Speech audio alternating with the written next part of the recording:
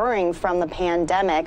Right now, we have crime reporter Henry Lee from Fox 2 out in the Bay Area. He's going to kind of break down what's going on right now and what the investigation is going to entail going forward. Henry, how are you tonight?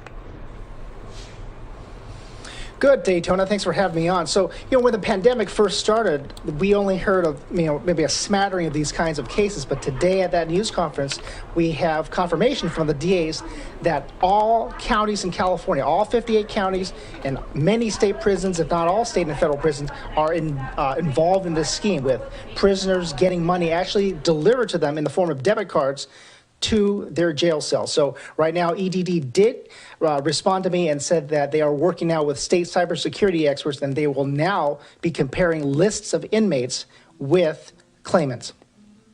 So for people who don't really understand the story quite yet, how did this happen? Because it seems like it's kind of wild when you think about it. Yeah, it is, Daytona. It looks like that, just like every single legitimate person who is out of work and needs money desperately, these inmates or their friends outside of jail gummied up the system. They gin up the system, fill out the forms, and EDD, the state agency, apparently had to take everything at face value. They didn't check their addresses. Some of these debit cards were sent right to prisons and jails. They didn't look at the names. Some of these were aliases like John Doe or John Adams, and in one case, someone wrote Poopy Bridges. So they were not checking everything for due diligence, just kind of willy-nilly sending out money in the form of debit cards. And officials right there are calling on Governor Gavin Newsom to take action. Can you explain what could be coming from the governor's office soon? Well, the governor's office has spearheaded a person or directed a person who is with the state OES or Office of Emergency Services to take charge of this issue.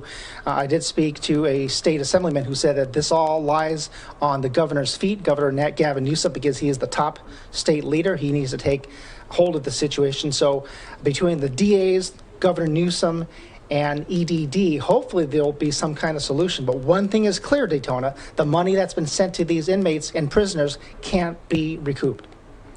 Can we talk dollar amount? I know that we briefly mentioned it, but there's a lot of numbers in this, the amount of inmates, how much money was given out. So what was the loss for California in the end of this? Right now, definitely millions of dollars have been shelled out, and they might very well approach $1 billion in fraudulent claims. That's amazing. Is California the only state that's dealing with this right now? Are there other states that could be involved in schemes such as this? Yeah, that's a good question, Daytona. We know that some funds also went out of state beyond California. But here's the linchpin. According to the DAs we spoke to today, 35 other states already have a system in place where they have lists of inmates that they compare against people seeking claims for their respective state EDDs. So in California, that wasn't done until recently. Was this just because of the pandemic, or could this have happened in previous years just when it comes to unemployment claims, or because it was so easily available for people who were out of work? Is that why they were able to take advantage of the system, or what are they saying about that? Yeah, there have been scams and frauds of all kinds going back probably to the beginning of time, Daytona, but in this case, because of the pandemic, with dire straits, people being very desperate, these inmates and prisoners took advantage of a very shaky social situation to enrich their own pockets. So I think it's a fraud and scam that we've seen before, but magnified to a much larger scale. I'm going to show really quickly, Henry, on my screen. You tweeted out a picture earlier today of the 21 implicated in the scheme. Are these the only people who are being tried right now, or there's an arrest warrant out for someone else? Can you explain what's going on with that? Well, the Brady Bunch series of pictures only has to deal with San Mateo County inmates that have been charged. That's just one of 58 counties, and I will say that other counties throughout California have charged similar people in this case, but that group of people is only for 1 out of 58 counties.